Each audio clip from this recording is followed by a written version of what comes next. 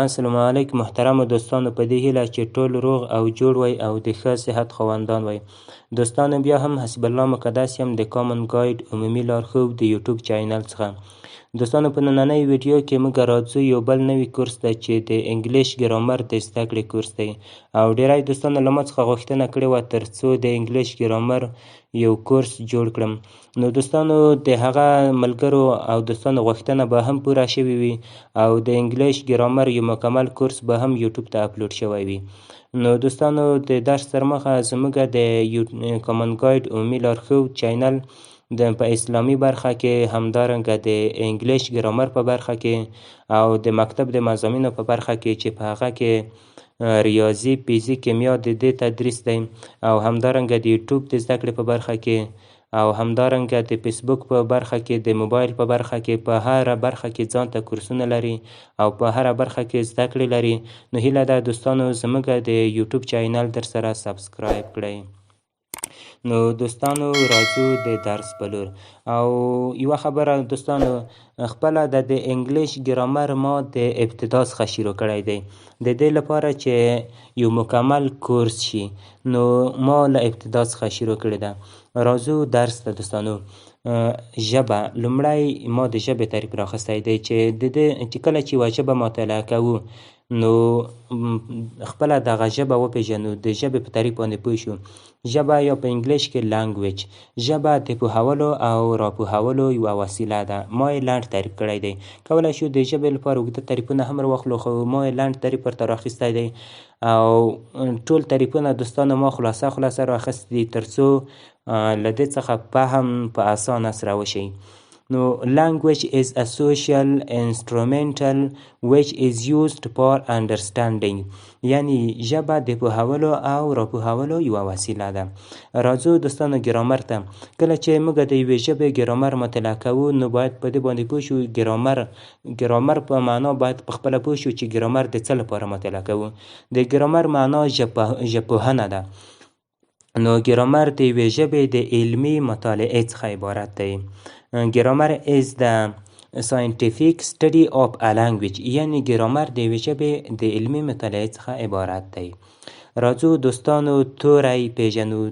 توری یا لیټر څه شی دی؟ یوه نښه چې آواز ولري توری بلل کیږي. لیټر a symbol which has sound is called letter، یعنی یوه نښه چې آواز ولري، یو آواز افاده کا، دو ته توری ویل کیږي. خپله په انګلیش کې دغه توري چې دی عموما په دوه ډوله دي دوستانو. یو چې دی کاپیټل لیټر دی او یعنی لوی توري، هغه توري دي چې غټ شکل لري او غټ لیکل کیږي. نو د لوی تورو د استعمال ځای اوس درته ښیم چې لوی توري چیرته استعمالولی شو. لوی توري دوستانو د کلمې یا د جملې یا د خاصو اسمونو په شروع کې یا د تخلص یا د نوم په شروع کې استعمالیږي. خلاصه درته وایم دوستانو، لوی توري چې دی د کلمې په شروع کې، کله چې تاسو یوه کلمه شروع کوئ ستاسو لومړی توری باید په غټو حروفو وي، نه په وړو حروفو.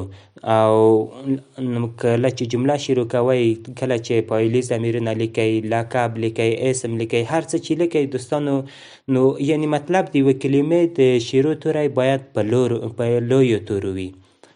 نو دا د لویو تورو د استعمال ځای شو. او دوهم ډول دوستانو کوچني توري دي. کوچني توري هغه توري دي چې کوچنی شکل لري او کوچني لیکل کیږي. نو اوس د کوچنیو تورو د استعمال ځای درته ښیم دوستانو.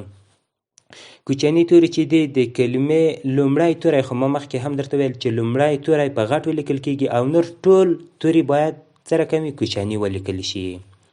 نو دوستانو اوس هغه خو یې په عمومي شکل کې شول. اوس یې د تلفظ چې په انګلیسي ژبه کې دغه توري تلفظ کیږي، د تلفظ په لحاظ بیا په درې ډولو ویشل شوي دي. اول غږ لرونکي توري دي یا واول لیټرز، یعنی واول توري. او دوهم دوستانو نیمه غږ لرونکي توري دي یا سیمي واول لیټرز. او دریم دوستانو بې غږه توري دي. نو راځو دوستانو اول غږ لرونکي توري پیژنو. غږ لرونکي توري هغه توري دي چې په یوه کلمه کې هجا یعنی څپه یا سېلاب جوړوي، یعنی دغه د خولې څخه چې دغه کلمه وباسو دغه غږ تشکیل کوي. غږ لرونکي توري دوستانو 5 دي چې ا ده، ای ده، آی دی، او ده، یو ده.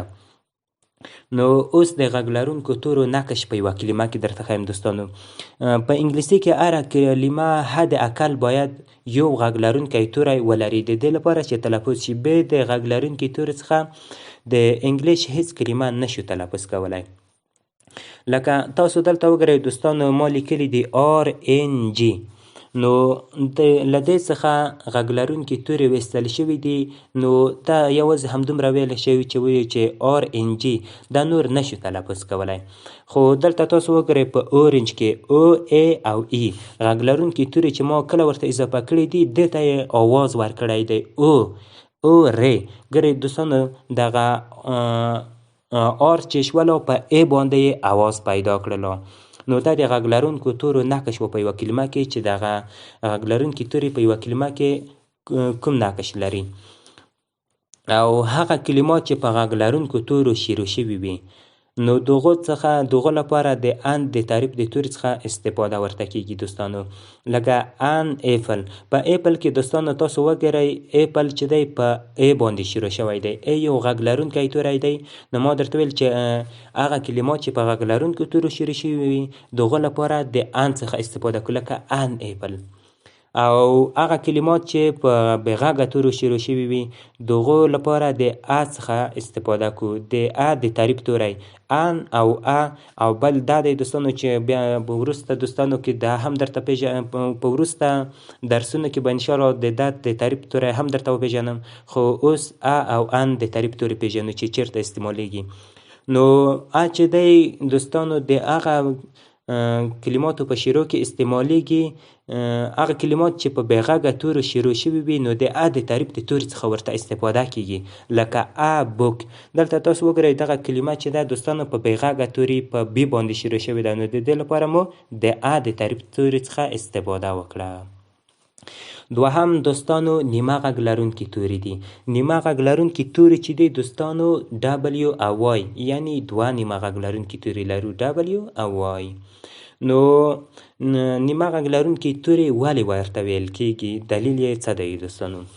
نو هغه توري دي چې کله د غږ لرونکو تورو په شروع کې راشي، د نیمه غږ لرونکي توري، هر کله چې د غږ لرونکو توري، یعنی مطلب کله چې یوه کلمه په غږ لرونکو تورو شروع شوي وي او دی د غږ لرونکو تورو څخه مخکې راشي، نو د کلمې په شروع کې دوستانو بیا نه تلفظ کیږي. لکه ما مثال ورکړی دی ورډ. ورډ کې دوستانو تاسو وګورئ، دلته دغه کلمه په او باندې لومړی په W او بیا په او باندې شروع شوې ده. نو دغه W نیمه غږ لرونکی توری چې دی، د غږ لرونکي توري چې او د له دو څخه مخکې راغلی دی، نو دلته W ساکنه ده او نه تلفظ کیږي، بېغږه ده، اورډ ویل کیږي. په یلو کې دوستانو تاسو وګورئ، په قانون کې اصلا دلته ده اورډ تلفظ کیږي، اگر چې دا موږ ورډ تلفظ کوو او یا هم یلو تلفظ کوو، خو اصلا قانون کې دا اورډ تلفظ کیږي. او په یلو کې تاسو وګورئ دوستانو دا هم یلو نه تلفظ کیږي، اصلا قانوني ډول باندې ایلو تلفظ کیږي. او ما درته ویل دوستانو چې کله د کلمې په مابین کې راشي او یا د کلمې په آخر کې راشي، نو بیا غږ لري، تلفظ کیږي. لکه دوستانو تاسو وګورئ په سپي کې او په سایکل کې، په دو کې په سپي کې د کلمې په آخر کې راغلی دی او په سایکل کې د کلمې په مابین کې راغلی دی، نو دلته غږ لري، غږ لرونکي توري دلته بلل کیږي. او دریم ډول دوستانو بېغږه توري دي. بېغږه توري هغه توري دي چې له غږ لرونکو تورو پرته هېڅ تلفظ کېدلی نشي.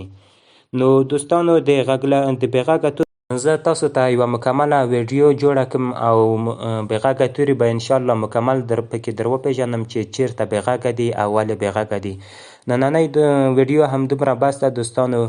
نو هیله ده چې یو څه مو ترې زده کړي وي او یو څه لاسته راوړنه مو ترې کړې وي. نو هیله ده دوستانو چې تر پایه راسره پاتې شئ او تر پایه پورې کورس راسره تعقیب کړئ. انشاءالله زه باور لرم چې ډېر څه به لاسته راوړئ. نو انشاءالله په راتلونکو ویډیوګانو کې به د انګلیش د ګرامر بېغږه توري چې چیرته بېغږه دي هغه به انشاءالله تاسو ته در وپېژنم. نور مو دوستانو په لوی الله سپارم. ښې شېبې او ښه وخت. الله